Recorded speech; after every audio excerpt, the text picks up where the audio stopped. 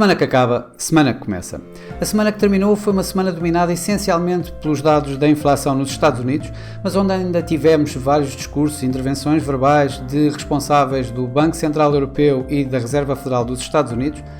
o encontro entre Xi Jinping e Joe Biden e as yields obrigacionistas a caírem de máximos de várias décadas em força. Os dados da inflação foram de facto a grande dinâmica de mercado desta semana que acabámos de terminar.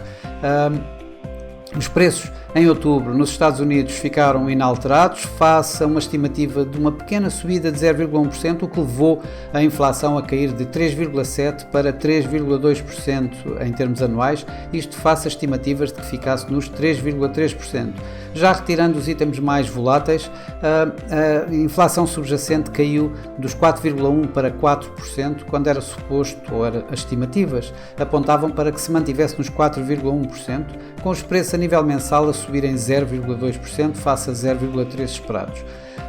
Claro que isto acabou por criar aqui assim uma euforia nos mercados para cortes de taxa de juros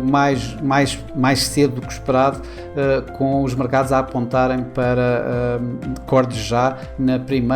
primeiro semestre de 2024. Claro que foi isso que os banqueiros centrais tentaram combater esta semana, tanto da parte da Reserva Federal como da parte do Banco Central Europeu. Na parte da Reserva Federal foram quase unânimes em reiterar as palavras anteriormente preferidas por Jerome Powell, em que questionavam se o atual nível restritivo da Reserva Federal pudesse ser o suficiente para levar a taxa de inflação para a sua meta nos 2%. Por cá, no Banco Central Europeu, as preocupações foram as mesmas. Do lado da ala mais hawkish, houve aqui assim a tentativa de passar a mensagem de que poderíamos ainda não ter atingido a tal taxa terminal, a taxa máxima, e que poderia ainda haver subidas de taxa de juros. Por outro lado, a ala mais dovish reiterou de que provavelmente os níveis atualmente restritivos do Banco Central Europeu irão permitir levar a inflação para os 2%,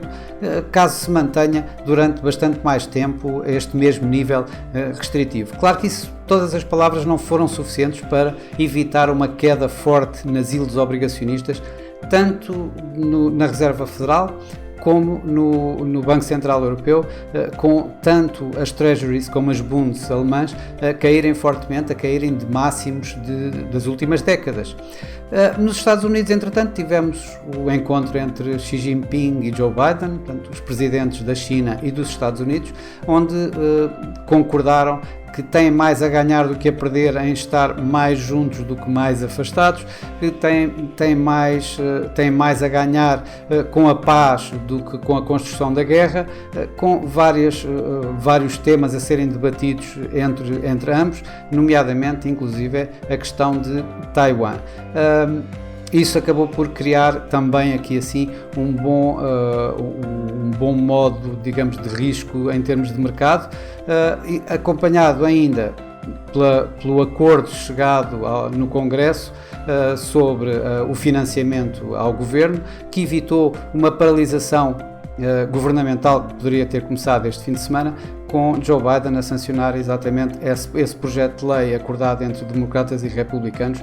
no Congresso durante esta semana. Claro que tudo isto foi ouro sobre azul para os mercados acionistas, que tiveram fortes ganhos esta semana. O DAX foi o que mais ganhou a nível global dentro dos principais índices acionistas, tendo ganho 4,5%. O Nikkei liderou os ganhos na Ásia e subiu 3,1%. Já nos Estados Unidos, os principais índices rondaram ganhos dos 2,2%, poderemos ver aqui assim com o S&P. Por Portugal, o PSI 20 não acompanhou os seus pares e ganhou apenas 0,5%, com a EDP Renováveis a ganhar 5,5% e a Sonai a perder um pouco menos do que 3%. No mercado cambial, o grande tema foi, de facto, as perdas fortes do dólar, mas perdas essas que acabaram por dar aqui assim algum suporte a algumas moedas que vinham a perder ultimamente, o caso das moedas emergentes e o caso das nórdicas. Ora, foi exatamente as nórdicas que eu trouxe para aqui esta semana, com o par dólar-SEK a ter a maior queda, portanto valorização da coroa sueca face ao dólar. Nesta semana, o par que mais se afastou, que teve uma performance maior, que é o dólar-SEK, e o euro-dólar, que começou a semana ligeiramente abaixo de 1,06 e a terminou ligeiramente acima de 1,09 pela primeira vez aí à volta dos últimos 4 meses. Nos mercados das commodities, as perdas do dólar e as yields em queda também foram, digamos, a dinâmica, uma das partes da dinâmica do mercado. O ouro, por exemplo, subiu 2,4% esta semana, exatamente impulsionado pelas perdas do dólar e suportado pelas tais yields que foram caindo, digamos, em força. Já no mercado do petróleo, foi uma semana muito volátil. Em determinado ponto, os preços tinham caído 20% face ao máximo atingido este ano em setembro, mas no último dia acabaram por recuperar as perdas semanais, que já iam em mais de 5%, e acabaram a semana com o Brent a perder aqui cerca de 1% e o WTI um pouco mais, à volta de 1,8%. Para a semana que vai começar, vai ser uma semana curta, pelo menos nos Estados Unidos, em que os PMIs vão ser, digamos, desta vez a dinâmica do mercado contra a inflação da semana anterior, e onde ainda vamos ter mais atividade nos bancos centrais com a divulgação das minutas e mais algumas apresentações de resultados, isto na parte final aqui desta época de resultados do terceiro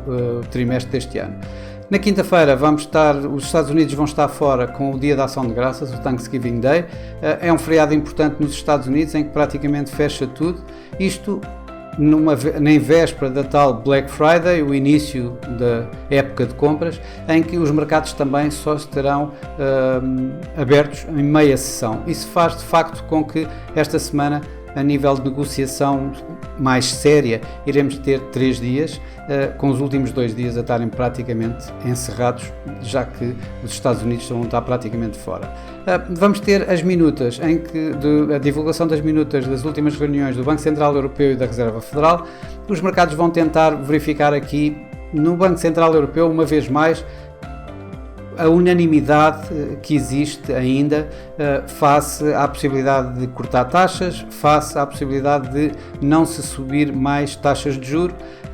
Essa vai ser a questão, creio eu, que os mercados vão tentar verificar nestas minutas. Já do lado da Reserva Federal, eu creio que os mercados vão tentar confirmar as expectativas que têm neste momento fortes de que a Reserva Federal poderá começar a cortar taxas de juros mais cedo do que inicialmente previsto. Mas vai ser os PMIs que provavelmente vão dar a dinâmica de mercado desta semana curta em que vamos entrar, onde os mercados já esperam, as estimativas são de que os PMIs na Europa tenham uma pequena recuperação, ficando ainda em terreno de contração, e por outro lado nos Estados Unidos exatamente o contrário, ou seja, que continuem ou que vão cair ligeiramente. Isto, digamos que vai reiterar bem a dinâmica dos mercados que neste momento têm, e eu creio que será isto que o mercado vai procurar, na medida em que cada vez mais o mercado está a tentar ler aquilo que deseja nos números que vão saindo a nível económico, e neste caso, nesta semana, serão os PMIs, como acabei de referir. Por outro lado, vamos ter ainda as últimas, ou a parte final, digamos, desta apresentação da época de resultados empresariais, em que ainda assim vamos ter uma forte empresa a apresentar resultados, é a Nvidia, que tem estado na boca do mundo ultimamente por causa da inteligência artificial e dos chips para essa mesma inteligência artificial, e ainda a John Deere, a HP, a Zoom e a mais algumas que aqui não menciono, mas que vão preencher, digamos, este agenda de resultados nesta fase final e nesta semana curta que vamos ter pela frente. Bom, mas para já é tudo. Uma boa semana para todos, bons negócios e para a semana cá estarei com mais uma Semana que Acaba, Semana que Começa. Até lá!